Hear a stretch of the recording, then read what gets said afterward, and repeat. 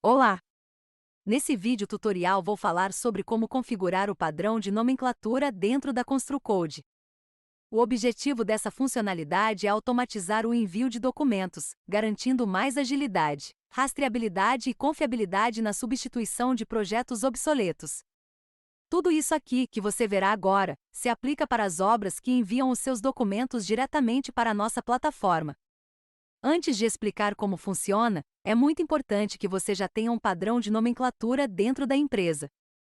Caso não tenha, eu sempre indico que consultem o documento chamado Diretrizes Gerais para Intercambiabilidade de Projetos, produzido pela Associação Brasileira dos Escritórios de Arquitetura. Para facilitar, já deixei o link dele na descrição desse vídeo. Vamos lá? Na tela inicial da ConstruCode, já dentro da obra, vá até o menu lateral esquerdo, no ícone de Editar Obra. Na tela de edição você encontrará, mais abaixo, o botão Padrão de Nomenclatura. Clique nele para iniciar as configurações. As regras que você irá definir podem ser mais rigorosas ou menos. Isso vai depender do grau de maturidade e de padronização que a empresa entende como mais eficaz na gestão dos seus documentos. Lembrando que, quanto mais rigorosa a regra, menos riscos a sua gestão vai sofrer, uma vez que possíveis falhas humanas não ocorrerão mais. Para exemplificar, irei utilizar um padrão de nomenclatura que criamos para essa obra exemplo. Para a definição inicial, selecione o tipo de separador que é utilizado entre as siglas da sua nomenclatura. Ele deve ser único, podendo escolher entre o hífen, o ponto ou o underline. No padrão dessa obra exemplo, o separador é o hífen, e, portanto, manterei ele selecionado. Na minha estrutura, que é um ótimo exemplo de regra, consideramos 9 siglas que entendemos como essenciais para a identificação de um documento. Para adicionar uma sigla, basta clicar no ícone de mais e ao selecionar o campo, você verá todas as possibilidades, podendo escolher a que mais faz sentido. À medida que você for adicionando, você também irá definindo a ordem das siglas. Caso queira excluir o campo, apenas clique no ícone de menos. É importante lembrar que, por norma, a última sigla sempre será referente à revisão do projeto. Por isso, é indispensável que essa posição seja sempre respeitada, uma vez que a ConstruCode faz toda a gestão dos documentos através dela. Logo abaixo, tem o preview da estrutura que está sendo criada, te dando a possibilidade de ir conferindo e ajustando até finalizar. Por último, nessa tela, se você quiser que apenas os documentos coerentes com o padrão sejam aceitos, habilite a opção. Com essa opção habilitada, quando alguém enviar qualquer arquivo que fuja à regra de nomenclatura estabelecida, a ConstruCode irá recusar o envio, alertando e instruindo a pessoa emitente do porquê da recusa e o que deve ser corrigido para que ela consiga fazer o reenvio. Assim, o recebimento do arquivo somente será permitido quando o nome dele estiver totalmente igual à definição feita. Porém, se você optar por não habilitar essa opção, o envio de documentos sem padrões de nomenclatura serão aceitos e os campos de edição podem não ser preenchidos automaticamente. Isso resultará em mais tempo desperdiçado em preenchimentos que poderiam ser automáticos ou, pior, as pessoas do seu time não terão tempo de preencher esses campos e isso resultará em uma obra populada com documentos sem padrão, dificultando futuras consultas, extração de relatórios e controles. Em resumo, sempre ative essa opção se a sua obra tiver um padrão de nomenclatura estabelecido. Agora avance clicando em Próximo. Nessa e nas próximas telas, iremos configurar cada sigla de acordo com o critério da empresa. Em todas as siglas há a opção de definir a quantidade de caracteres e a opção de travar o envio de arquivos caso essa quantidade ou a escrita sejam diferente do especificado. A primeira sigla a ser configurada do meu padrão é a cliente da obra. Considerando que na obra exemplo a cliente seja a ConstruCode, eu defini a quantidade de 2 caracteres para a sigla CC. Logo abaixo eu ativei ambas as restrições para manter o máximo de padronização dos documentos enviados. Por último, nessa tela, preenchi o campo sigla com a devida abreviação. Agora avance clicando em Próximo. A próxima sigla do meu padrão é o nome da obra e nela ativei as mesmas restrições anteriores. Como o nome dessa obra é obra exemplo, eu considerei o nome inteiro que é composto por 11 caracteres. Para finalizar, eu preenchi o campo sigla com o devido nome. Agora avance clicando em Próximo. A terceira sigla do meu padrão é a disciplina do documento.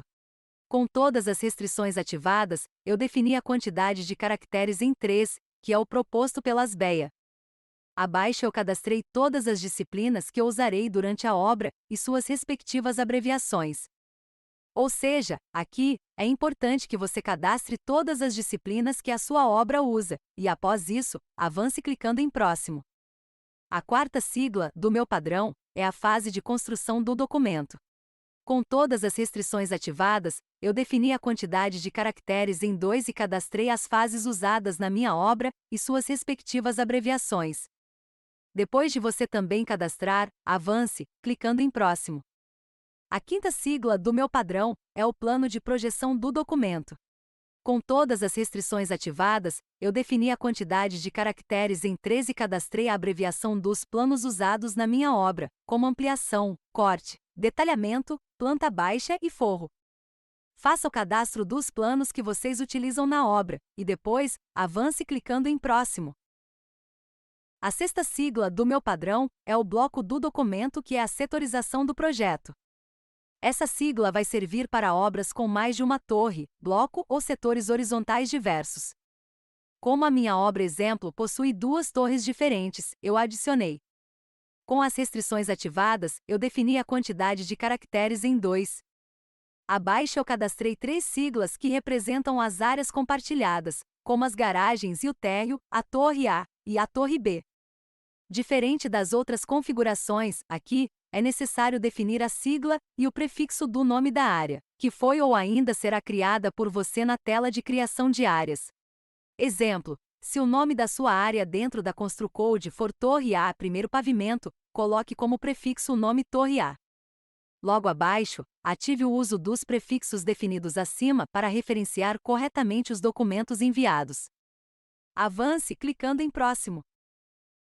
A sétima sigla do meu padrão é a área ou local que o documento representa. Essa sigla é super importante para vincular automaticamente os documentos enviados às suas respectivas áreas. Para manter o controle, eu ativei todas as restrições e defini a quantidade de caracteres em 3. Mais abaixo, cadastrei todas as áreas existentes na minha obra e suas respectivas siglas. Como na minha obra eu tenho 2 torres, há 2 situações que eu gostaria de mostrar. A situação mais comum é quando uma sigla representa apenas uma área, que é o caso da G1, que significa garagem 1.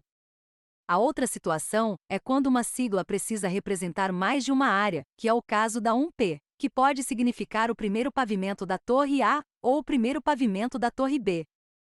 A sigla que irá direcionar o documento enviado para a torre correta é a sigla de blocos, que já definimos anteriormente. Uma outra dica é cadastrar uma sigla referente aos pavimentos tipo, caso você possua na sua obra.